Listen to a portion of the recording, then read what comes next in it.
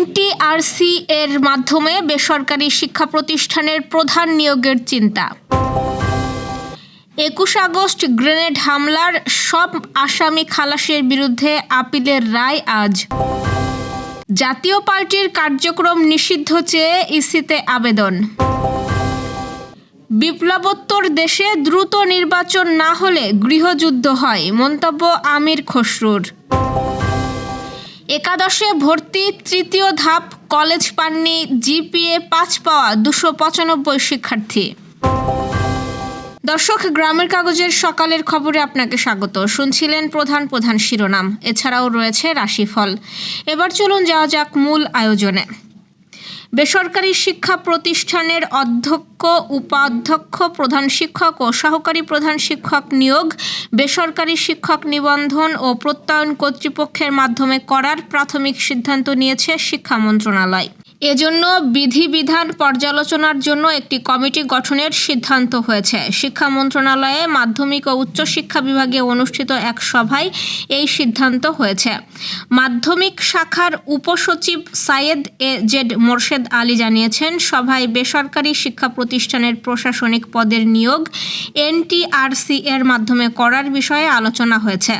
এ বিষয়ে একটি পর্যালোচনা কমিটি গঠনের সিদ্ধান্ত হয়েছে। বর্তমানে বেসরকারি শিক্ষা প্রতিষ্ঠানের শুরুর দিকের পদ সহকারী শিক্ষক বা প্রভাষকের নিয়োগ কেন্দ্রীয়ভাবে এনটিআরসি এর মাধ্যমে হয়, আর অধ্যক্ষ, উপাধ্যক্ষ, প্রধান শিক্ষক, সহকারী প্রধান শিক্ষক সহ অন্যান্য প্রশাসনিক পদের নিয়োগ প্রাক প্রক্রিয়া সম্পন্ন হয় প্রধান পরিচালনা কমিটির মাধ্যমে।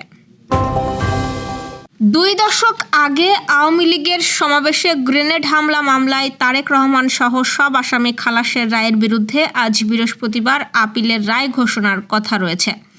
গত ২১ আগস্ট রাষ্ট্রপক্ষের আপিলে উভয় শুনানির পর রায়ের এই দিন ধার্য করেছিলেন প্রধান বিচারপতি সৈয়দ রেফাত আহমেদের নেতৃত্বাধীন ৬ বিচারপতির বেঞ্চ।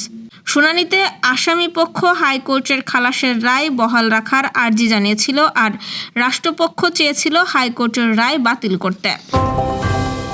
জাতীয় পার্টির রাজনৈতিক কর্মকাণ্ড বন্ধে নির্বাচন কমিশনে একটি আনুষ্ঠানিক আবেদন জমা পড়েছে। দলটির বিরুদ্ধে সামরিক শাসনের উত্তরাধিকার বহন, দুর্নীতি, প্রশাসনিক অপব্যবহার এবং গণতন্ত্র বিরোধী কার্যকলাপে জড়িত থাকার অভিযোগ আনা হয়েছে। রাজধানীর বংশালের বাসিন্দা হুসাইন মোহাম্মদ আনোয়ার প্রধান নির্বাচন কমিশনারের কাছে এই আবেদন দাখিল করেন। আবেদন জমা দেওয়ার পর তিনি নিজেই বিষয়টি গণমাধ্যমকে নিশ্চিত করেন। আবেদনে বলা হয়, জনগণের গণতান্ত্রিক অধিকার সংরক্ষণ, একটি সুষ্ঠু ও শান্তিপূর্ণ নির্বাচন নিশ্চিত করা নির্বাচন কমিশনের সাংবিধানিক ও নৈতিক দায়িত্ব। কিন্তু বাংলাদেশ জাতীয় পার্টি প্রতিষ্ঠালগ্ন থেকেই বারবার গণতন্ত্রকে ক্ষতিগ্রস্ত করেছে এবং নির্বাচনকে প্রহসনে পরিণত করার সঙ্গে জড়িত থেকেছে। এতে আরও উল্লেখ করা হয়, দলটি সামরিক শাসনের উত্তরাধিকার বহন করছে এবং দীর্ঘদিন ধরে দুর্নীতি, প্রশাসনিক অপব্যবহার ও জনস্বার্থ বিরোধী কর্মকাণ্ডে লিপ্ত থেকে রাজনৈতিক পরিবেশকে কলুষিত করেছে। বিপ্লবোত্তর যেসব দেশে দ্রুত নির্বাচন হয়নি বরং দাবি আদায় ব্যস্ত সময় কাটিয়েছে, সেসব দেশে গৃহযুদ্ধ লেগেছে বলে মন্তব্য করেছেন বিএনপির স্থায়ী কমিটির সদস্য আমির খসরু মাহমুদ চৌধুরী। বুধবার post July political thoughts which direction Bangladesh is walking শীর্ষক সেমিনারে প্রধান অতিথির বক্তব্যে একথা বলেন আমির খসরু। আন্দোলনের কর্তৃত্ব নিয়ে লড়াই হলে দেশের ভবিষ্যৎ অনিশ্চয়তার পড়বে, আর এই পরিবর্তন যারা ধারণ করতে পারবে না, সেক্ষেত্রে কোনো রাজনৈতিক দল বা ব্যক্তির ভবিষ্যৎ ভালো হবে না বলেও সতর্ক করে দেন তিনি। একদল মুক্তিযুদ্ধ বিক্রি করে সুবিধা নিয়েছে, এখন আরেক দল ২৪ দিয়ে আখের গোছাতে চায় বলে মন্তব্য করেন বিএনপির স্থায়ী কমিটির এই সদস্য। বিএনপির এই নেতা বলেন, বিশ্বের যেসব দেশ বিপ্লব বা গণ আন্দোলনের পর দ্রুত নির্বাচনী প্রক্রিয়ার মাধ্যমে গণতন্ত্রে ফিরতে পেরেছে তারা টিকে গেছে, আর যেসব দেশে দাবি দেওয়া লড়াই চলতে থেকেছে সেসব দেশে আজ গৃহযুদ্ধ চলছে, সমাজ ও অর্থনীতি বিধ্বস্ত। বাংলাদেশের অনেক আগে নির্বাচনের মাধ্যমে গণতন্ত্র ফিরে যাওয়া উচিত ছিল মন্তব্য করে তিনি আরও বলেন, গণতন্ত্রে ফিরে না যাওয়ার কারণে দেশ দিন দিন নিচের দিকে যাচ্ছে। ২০২৫-২৬ শিক্ষাবর্ষে একাদশ শ্রেণীতে ভর্তিতে তৃতীয় ধাপের ফল প্রকাশ করা হয়েছে। শেষ ধাপে একাদশে ভর্তির জন্য মনোনীত হননি 5,240 জন শিক্ষার্থী। তাদের মধ্যে জিপিএ পাস পাওয়া শিক্ষার্থীদের সংখ্যা 295 জন। বুধবার সন্ধ্যা 6:30টার পর কেন্দ্রীয় ভর্তির ওয়েবসাইটে এই ফল প্রকাশ করা হয়। সারা দেশের 376টি কলেজ ভর্তির জন্য একজন শিক্ষার্থীও পায়নি। আর 16টি কলেজে কোনো শিক্ষার্থী ভর্তি হওয়ার আগ্রহই দেখাননি। ঢাকা মাধ্যমিক ও উচ্চ মাধ্যমিক শিক্ষা বোর্ডের কলেজ পরিদর্শক ও একাদশে ভর্তি কমিটির সমন্বয়ক অধ্যাপক রিজাউল হক এই তথ্য নিশ্চিত করেছেন। তিনি জানিয়েছেন, শিক্ষার্থীরা ভর্তির কেন্দ্রীয় ওয়েবসাইটে প্রবেশ করে ফল দেখতে পারবেন।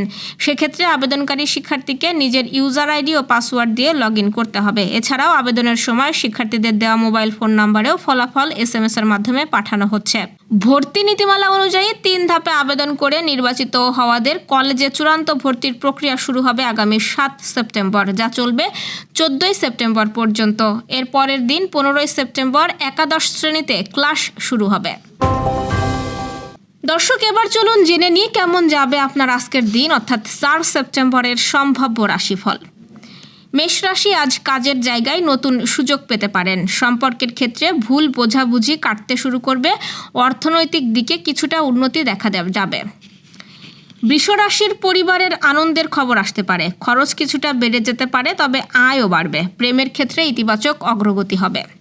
মিথুন, বন্ধুর সাহায্যে কোনো কঠিন কাজ সম্পন্ন করতে পারবেন। ভ্রমণের সুযোগ আসতে পারে। প্রিয়জনের সঙ্গে সময় কাটিয়ে মন ভালো থাকবে। কর্কট রাশির, কাজের চাপ থাকলেও আত্মবিশ্বাসে জয়ী হবেন। অর্থ বিনিয়োগে লাভ হতে পারে। সম্পর্কের ক্ষেত্রে ধৈর্য ধরে চলা উচিত। সিংহ রাশিকে আজ নেতৃত্বের সুযোগ দেওয়া হতে পারে। কর্মক্ষেত্রে সাফল্য আসবে। প্রেমিক প্রেমিকার সঙ্গে নতুন পরিকল্পনা করবেন। কন্যা রাশির, নিজেকে প্রকাশ করার সঠিক সময়। পড়াশোনা বা গবেষণার জন্য শুভ দিন এবং পরিবারের প্রতি দায়িত্ববোধ বাড়বে।